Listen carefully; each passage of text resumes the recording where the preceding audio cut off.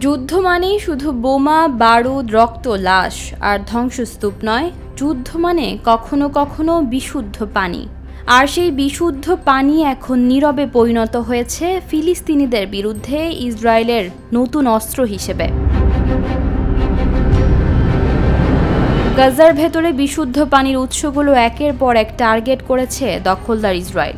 পানি সরবরাহের অবকাঠামো, কূপ, পরিশোধন কেন্দ্র সবকিছু ধ্বংস করে দিচ্ছে তারা।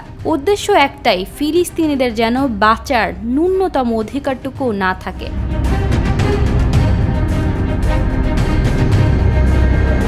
জাতিসংঘের একজন বিশেষজ্ঞ পেদ্রো আরজা আগুদো এই পরিস্থিতিকে বলেছেন নীরব বোমা মিয়ানা, একটা জাতিকে নিঃশেষ করার নিঃশব্দ কৌশল।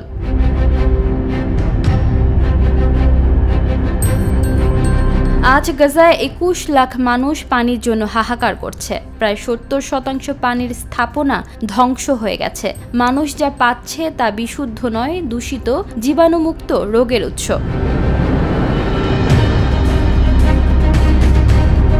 আর এই পানির সংকট শুধুই কি দুর্ঘটনা নাকি কোনো পরিকল্পনা? অক্টোবরে যুদ্ধ শুরু হওয়ার পর থেকে ইসরায়েল নতুন পানি নয়, খাবার, বিদ্যুৎ, ওষুধসহ সবকিছুর প্রবেশ বন্ধ রেখেছে গাজায়। বিদ্যুৎ না থাকায় কূপ থেকে পানি তোলা যাচ্ছে না, হাসপাতাল চলতে পারছে না।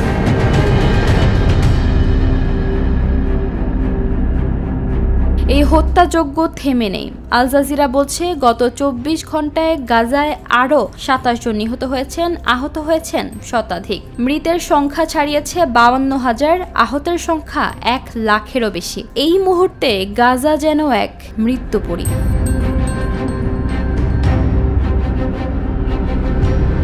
এদিকে এই মানবিক সংকটে নতুন করে ত্রাণ বিতরণের একটি প্রস্তাব দিয়েছে ইসরায়েল, কিন্তু সংযুক্ত আরব আমিরাত সেই প্রস্তাব স্পষ্টভাবে প্রত্যাখ্যান করেছে। তারা বুঝে গেছে এই প্রস্তাবের আড়ালে রয়েছে রাজনৈতিক উদ্দেশ্য।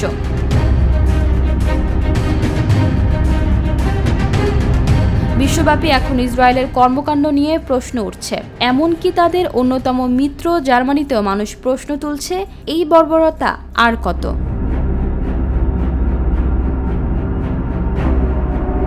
একটি জরিপ বলছে মাত্র 4 বছরে জার্মানদের মধ্যে ইসরায়েলের সম্পর্কের ইতিবাচক মনোভাব 46% থেকে নেমে এসেছে 36%।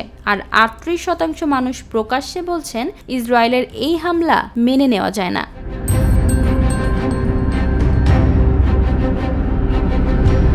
এই মুহূর্তে আন্তর্জাতিক আদালতে চলছে গণহত্যার অভিযোগ, কিন্তু নেতানিয়াহুর চোখে একটাই লক্ষ্য, হামাসকে নির্মূল করা।